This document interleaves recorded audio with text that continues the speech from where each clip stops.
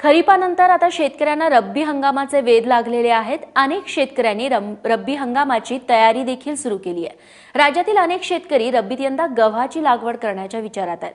अशा शेतकऱ्यांनी गहू पिकाचं नियोजन कसं करावं पाहूयात।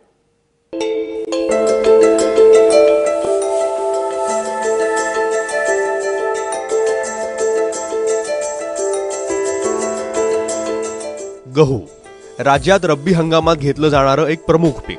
अनेक शेतकऱ्यांनी रब्बीसाठी गहू पिकाचं नियोजन केलंय। गहू पिकासाठी शेतकऱ्यांनी पाण्याचा उत्तम निचरा होणारी जमीन निवडावी। खरीप पिकाच्या काढणीनंतर शेतकऱ्यांनी जमिनीची 15 ते 20 सेंटीमीटर खोल नांगरट करून घ्यावी।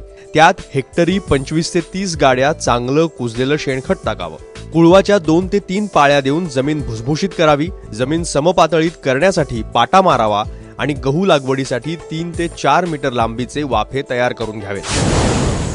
ती वेळेवर गहू लागायचे असेल, खरीपामधील क्षेत्र जर रिकामं नसेल तर खरीपातील पीक निघाल्यानंतर त्या शेताची 15 सेंटीमीटर पर्यंत खोल नांगरणी करावी आणि 3 ते 4 वखराच्या पाळ्या देऊन जमीन भुसभुशीत करावी। या जमीन भुसभुशीत करण्याचे महत्त्वाचं कारण म्हणजे गव्हाचा अंकुर हा 5 ते 6 सेंटीमीटर पर्यंत वाढतो आणि आपण पेरणी जर व्यवस्थित चांगल्या योग्य अंतरावर जर केली, म्हणजे योग्य खोलीवर 4 ते 5 सेंटीमीटर जर आपण खोली केली तर दाणे परिपक्व झाल्यानंतर गहू हा आपला जमिनीवर लोळत नाही।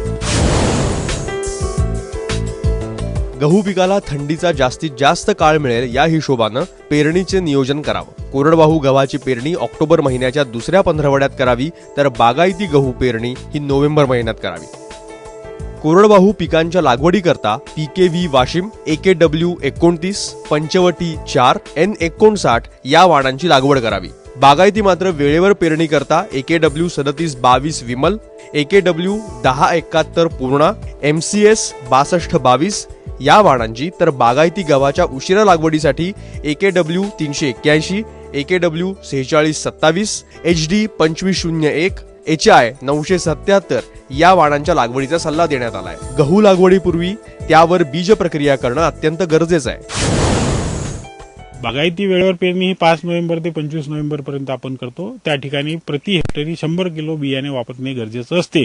परंतु काही शेतकरी या ठिकाणी याच्यामध्ये सुधारणा करून 60 किलो, एकरी 75 किलो असं बियाणं वापरतात।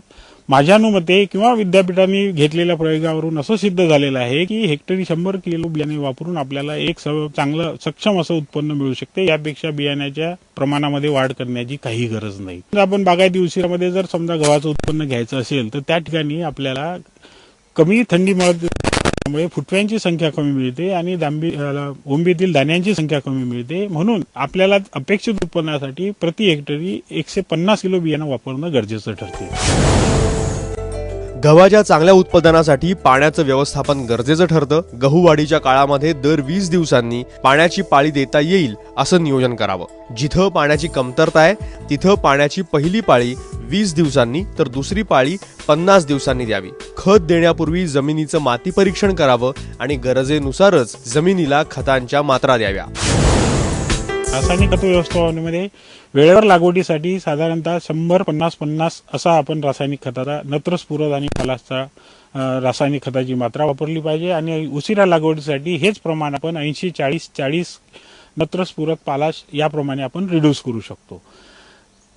याच्यानंतर मग दुसरा एक महत्त्वाचा भाग ठरतो की नत्राची मात्रा कधी द्यायच्या। तर बागायती गव्हाला नत्राच्या खत मात्रा ह्या विभागून द्यायला पाहिजे। अर्धी मात्रा ही पेरणीच्या वेळेसच द्यायला पाहिजे। उरलेली अर्धी मात्रा परत अर्धी डिवाइड करून 21 दिवस आणि 42 दिवसांनी जर का आपण दिली तर शेतकऱ्यांना एक चांगल्या प्रकारचं उत्पन्न त्या ठिकाणी मिळू शकते। यंदा पावसानंही बळीराजाला साथ दिली आहे, त्यामुळे खरीपाबरोबर रब्बीतूनही चांगल्या उत्पन्नाची आशा बळीराजाला आहे।